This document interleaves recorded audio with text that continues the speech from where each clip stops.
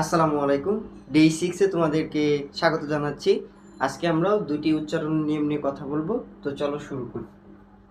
তো আমরা যদি কোনো শব্দে বা কোনো ওয়ার্ডে এম বি মানে এম আর বিটা যদি একসাথে থাকে, মানে এম বি যদি পাশাপাশি থাকে এবং বি এর পরে যদি ভাওয়েল না থাকে, তাহলে সেখানে এই যে বিটা যা আছে, ধরো আমরা কি বললাম, এম বি যদি পাশাপাশি থাকে এবং এই বি এর পর যদি কোনো ভাওয়েল না থাকে, তাহলে কি এই বি এর উচ্চারণ হবে না। যেমন দেখো এখানে এই যে দেখো আমরা দেখো এখানে যে শব্দগুলো লিখছি, দেখো প্রত্যেকটা শব্দে এম বি কি আছে বলো তো, পাশাপাশি আছে।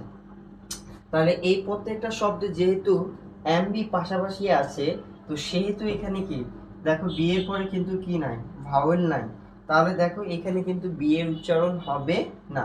তাহলে দেখো এই যে এখানে দেখো এইখানে কি হবে বলতো, এই যে ল্যাম্প, এটার উচ্চারণ কি ল্যাম্প, এটার উচ্চারণ কি বলতো ঠুম, কি উচ্চারণ কি ঠুম, এটার উচ্চারণ কি বম, এটার উচ্চারণ কি লিম।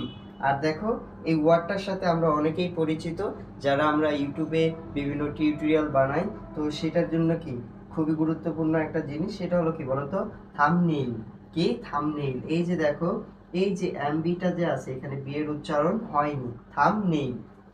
এরপরে আসো আরেকটি নিয়ম, যদি কনসোনেন্ট, দেখো এখানে সি হলো কি কনসোনেন্ট, এই সি হলো কি কনসোনেন্ট, দেখো কনসোনেন্ট আর হলো কি কনসোনেন্ট, মানে কনসোনেন্টের মাঝখানে যদি আমরা ইউ পাই, কি পাই, ইউ এর আগেও কনসোনেন্ট থাকবে, ইউ এর পরেও কি থাকবে কনসোনেন্ট থাকবে, তখন এই ইউটা উচ্চারণ হয়ে যাবে কি আ উচ্চারণ হবে, কি হবে আ উচ্চারণ হবে। এখন আমরা উদাহরণের সাহায্যে দেখব। যেমন দেখো এই যে দেখো এন, এটা হলো কি কনসোনেন্ট, এই এলটা হলো কি বলতো কনসোনেন্ট, মাঝখানে কি আছে বলতো ইউ আছে, তাহলে এখানে এই যে ইউটা আছে সেটা কি হয়ে যাবে আ। এই যে দেখো এটা আমরা নর্মাল উচ্চারণ করতাম কি বলতো নুল, কি উচ্চারণ করতাম নুল, কিন্তু এটার উচ্চারণ কি হবে বলতো নাল।